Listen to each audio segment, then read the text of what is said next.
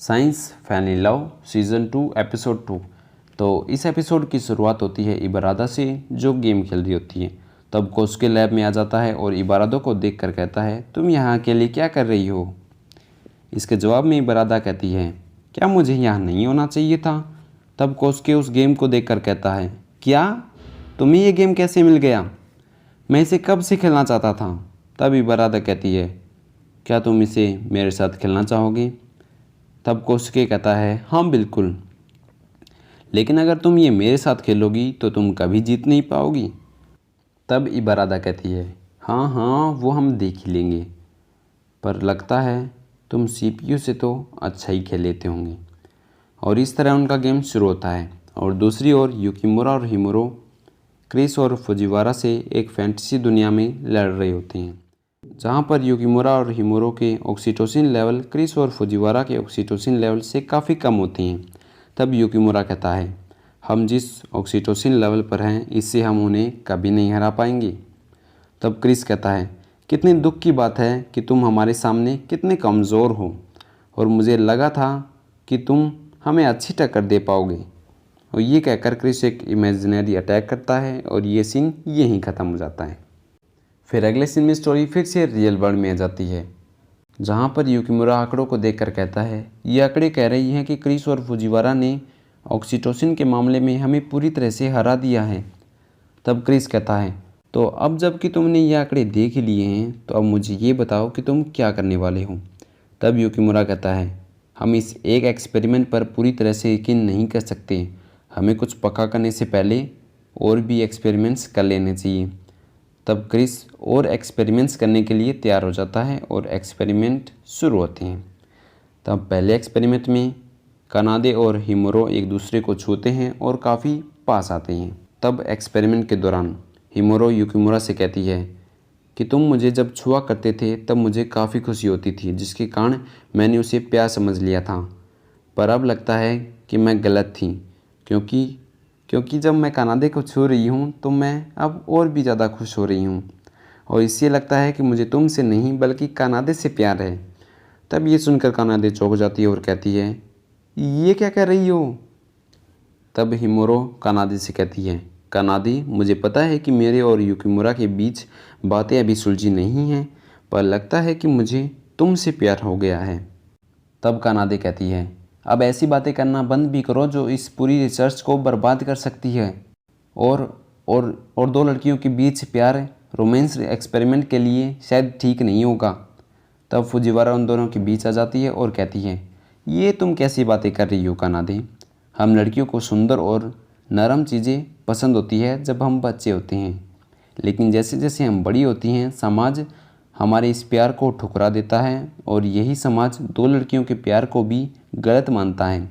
इसलिए क्या तुम्हें नहीं लगता कि तुम्हें ऐसे समाज को त्याग देना चाहिए और उससे प्यार करना चाहिए जिससे तुम प्यार करती हो।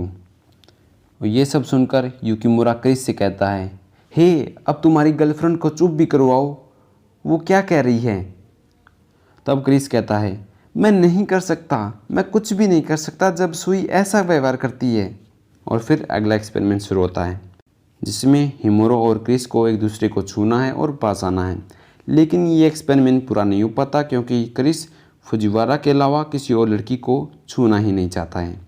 और इस तरह हम पहुंचते हैं एक्सपेरिमेंट नंबर 3 पर, जिसमें युकिमुरा और फुजिवारा को एक दूसरे को छूना है और पास आना है।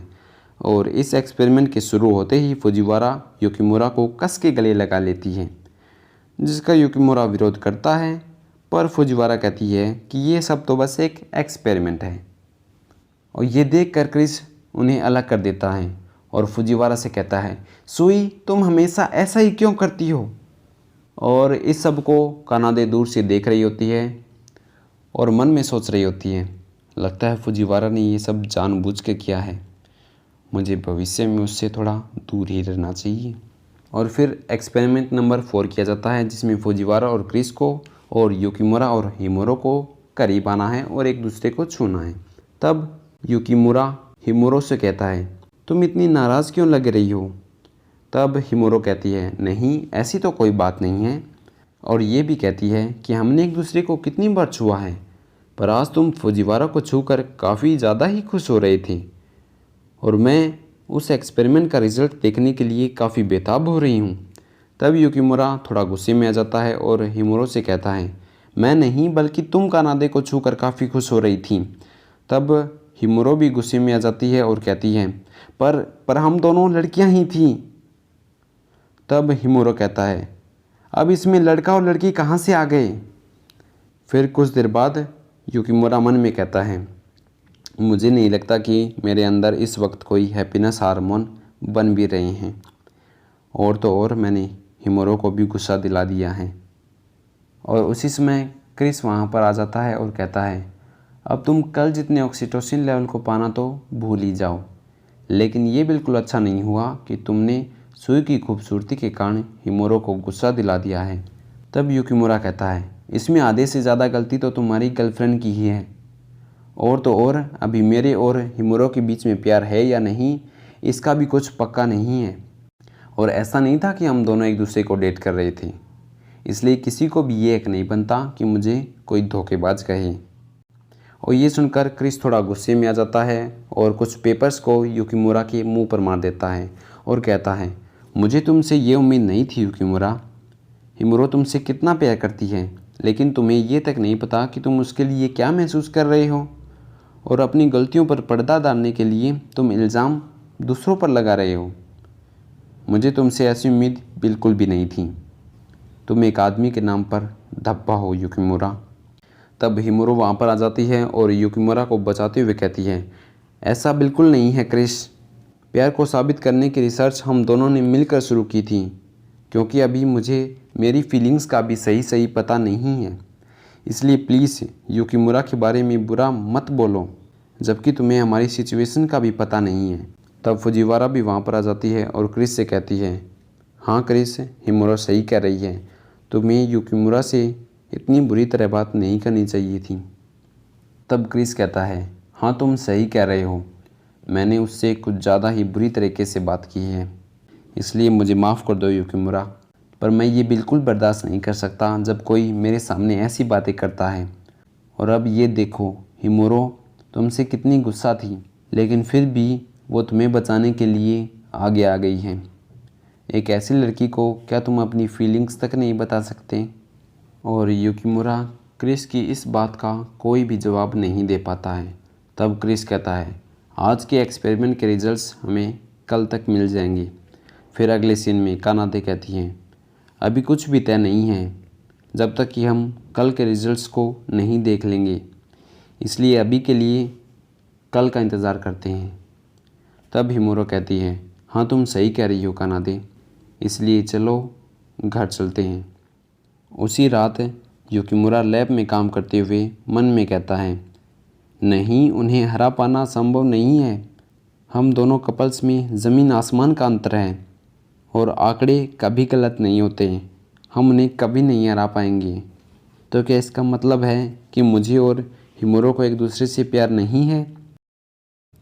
नहीं, ऐसा बिल्कुल नहीं है। सोचो युकिमुरा, सोचो, कुछ ऐसा ज़रूर है जिसे हम नज़रअंदाज कर रहे हैं, पर वो क्या है? फिर अगले दिन हिमुरो कहती है, लगता है युकिमुरा को आने में थोड़ी देर हो जाएगी। तब क्रिस कहता है, कोई बात नहीं, और ये लो, ये कल के एक्सपेरिमेंट के रिजल्ट्स हैं। तब हिमुरो मन में कहती है, मुझे लगा ही था, मेरे और युकिमुरा के एक्सपेरिमेंट में ऑक्सीटोसिन का लेवल काफ़ी कम है, लेकिन जब मैंने कानाडे को छुआ था उस समय मेरा ऑक्सीटोसिन का लेवल बढ़ गया था। तो क्या इसका मतलब है कि मैं? तब क्रिस कहता है, ये काफ़ी दुख की बात है, लेकिन आंकड़े कभी गलत नहीं होते। तब हिमुरो मन में सोचती हैं, तो क्या तुम ये कहना चाहते हो कि मैं और युकिमुरा एक दूसरे से प्यार नहीं करते? तब युकिमुरा वहाँ जाता है और कहता है, रुक जाओ, अभी से निष्कर्ष पर पहुँचना जल्दबाजी होगी। हाँ, ये सच है कि हमारे ऑक्सीटोसिन लेवल्स तुम दोनों से काफ़ी कम हैं, और मैं कहूँगा कि ऐसा होना बिल्कुल नॉर्मल है। और ये सुनकर सब चौंक जाते हैं। तब युकिमुरा आगे कहता है, अगर तुम इस बात को हेलोन फिशर की 3 ईयर रोमांस थ्योरी के साथ जोड़ दो तो। और युकिमुरा के ये कहते ही इस एपिसोड का पार्ट 1 ख़त्म हो जाता है। तो आज की इस वीडियो में इतना ही और मिलते हैं अगली वीडियो में।